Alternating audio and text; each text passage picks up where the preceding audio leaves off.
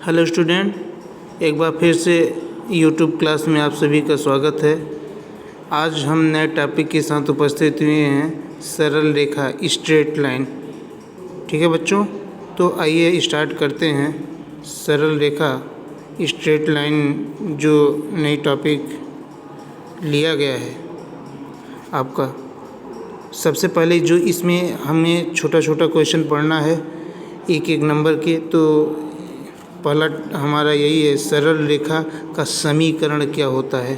ठीक, सरल रेखा का समीकरण क्या होता है उसी के बारे में जानना है। ठीक, और यदि डिफिनीसन के बारे में यदि कहा जाए तो डिफिनीसन तो वही है कि दो बिंदु दी रहें तो उनको मिलाने वाली रेखा जो होगी वही सरल रेखा होगी। मान लीजिए एक नंबर में डिफिनीसन आ जाए या फिर एक बिंदु से होकर जाने वाली सरल रेखा का समीकरण।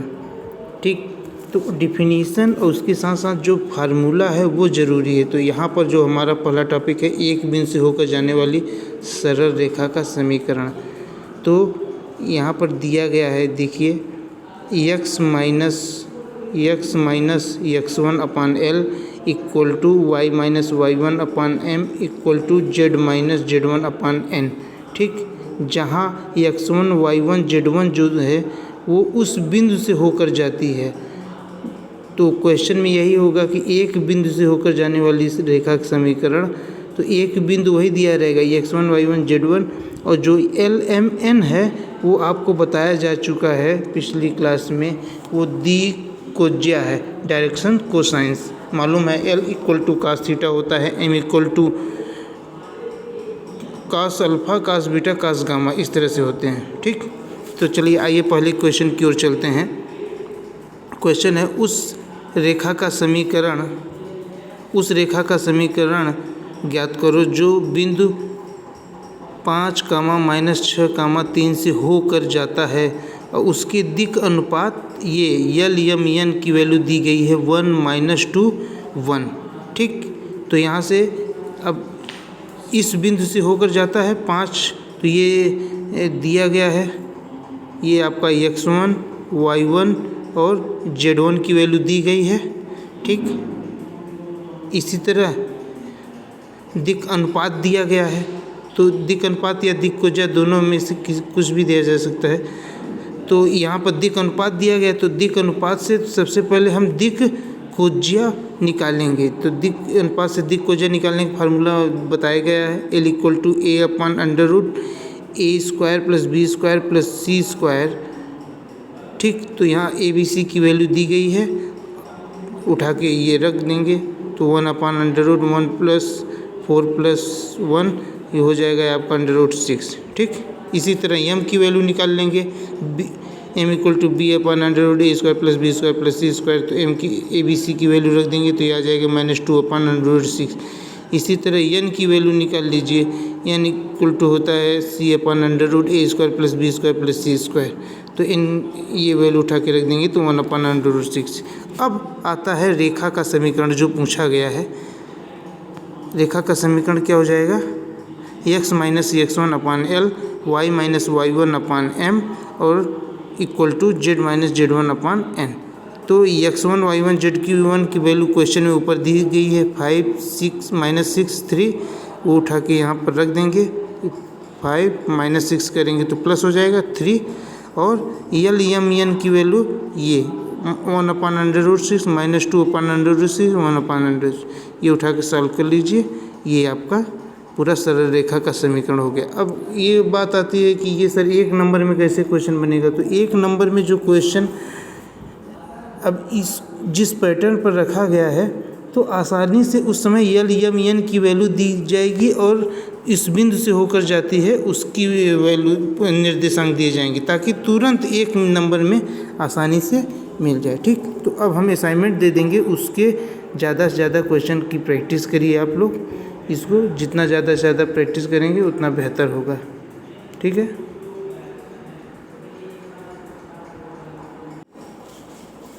चलिए आइए आगे चलते हैं। अब जो है पिछले वाले में एक बिंदु से होकर रेखा का समीकरण, अब दो बिंदुओं से होकर रेखा का समीकरण ज्ञात करना है हम सभी को, ठीक है। To equation of the line passing through 2 points, 2 points दिए गए हैं ए एंड बी।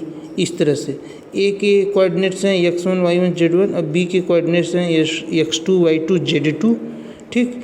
तो इन दो बिंदुओं से होकर जाने वाली रेखा का जो समीकरण होगा वो होगा x minus x1 upon x2 minus x1 is equal to y minus y1 upon y2 minus y1, इसी तरह z माइनस z1 अपान z2 माइनस z1, ठीक। अब पिछले वाले में जो फार्मूला दिया गया था वो नीचे x2 minus x1 y1 minus y2 और z2 माइनस z1, इनकी जगह यल यम यन, और ये जो आपके हैं ये आपके दिक अनुपात इस तरह से निकाले गए हैं, ठीक है, रेशियोज हैं।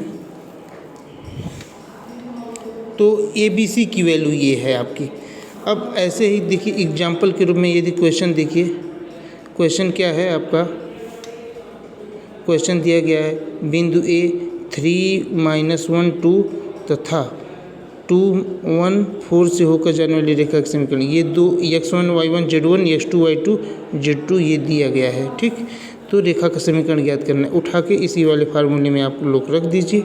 जैसे ही रखेंगे तो x1 की वैल्यू यहाँ से 3 मिल जाएगी, उठा के इसमें रखना है आपको, तो x माइनस 3 और x2 2 माइनस 3 हो जाएगा। इसी तरह y माइनस 1 आपका, उसके बाद फिर अपान 1 माइनस 1, इसी तरह ये हो जाएगा z माइनस 2 अपान 4 माइनस 2, फिर ये हो जाएगा x माइनस 3 अपान माइनस 1 व equal to y plus 1 upon 2 और इक्वल टू z माइनस 2 अपान 2, ठीक है।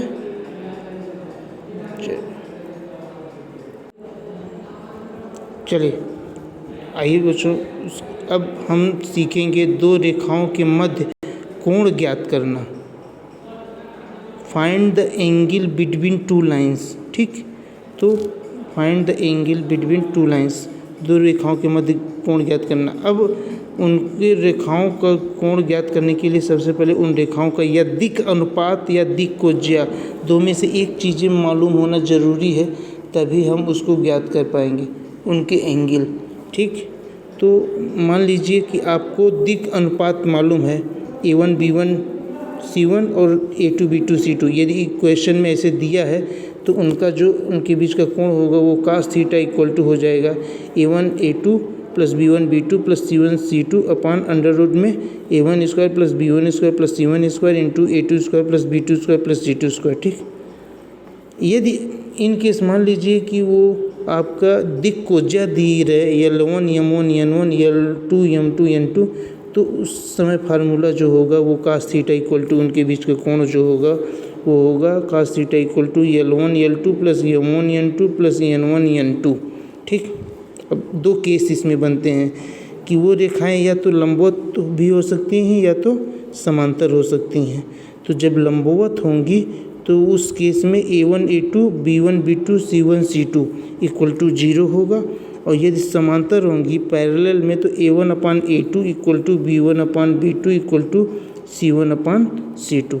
ये यदि दोनों केस बनते हैं तो पहले केस में लंबवत परपेंडिकुलर और दूसरे केस में पैरेलल समांतर, ठीक। चलिए आइए इस पर एक क्वेश्चन कर लेते हैं। रेखा दिया गया है x minus 1 upon 2 equal to y minus 2 upon 3 equal to z minus 2 upon minus 3। इसी तरह दूसरी रेखा का समीकरण इधर दिया गया है x minus 3 upon minus 1 equal to y minus 5 upon 8 equal to z minus 1 upon 4 के बीच का कोण ज्ञात करना है, इन दो रेखाओं। तो ये जो दिए गए हैं इनके दिक अनुपात जो है डायरेक्शन रेशियो ये हमने निकाल लिया 3 माइनस 3 माइनस 1 8 4, ठीक, जो नीचे दिए गए हैं। तो अब कोण के बीच फार्मूला मालूम है, रेखाओं के बीच का कोण cos theta equal to A1 A2 B1 B2 C1 C2 upon under root में A1 square plus B1 square plus C1 square into under root में A2 square plus B2 square plus C2 square.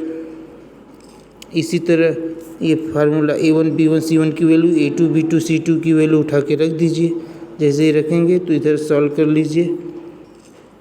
10/√22 into √81, तो उसको ऐसे आप काट सकते हैं।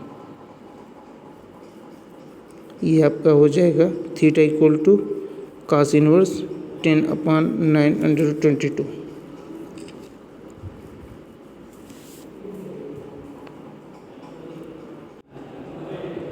चलिए आइए देखिए, अगला नेक्स्ट क्वेश्चन है, उन रेखाओं के बीच का कोण ज्ञात करना है जिनकी दिक्भुजाएं दी गई हैं 1, 2, 1 और 0, 3, 5। ये L1, M1, N1, L2, M2, N2 की ये वैल्यूज दी गई हैं। ये तो cos थीटा का फार्मूला होता है L1 into L1 L2 plus M1 M2 plus N1 N2 equal to, ये उठा के वैल्यू रख दीजिए 1 into 0 plus 2 into 6 plus 1 into 5। इस तरह से ये आ जाएगा 10, तो थीटा इक्वल टू 11। ठीक, तो इस तरह से हम लोग सीखेंगे कि कैसे कोण ज्ञात करता है। ओके।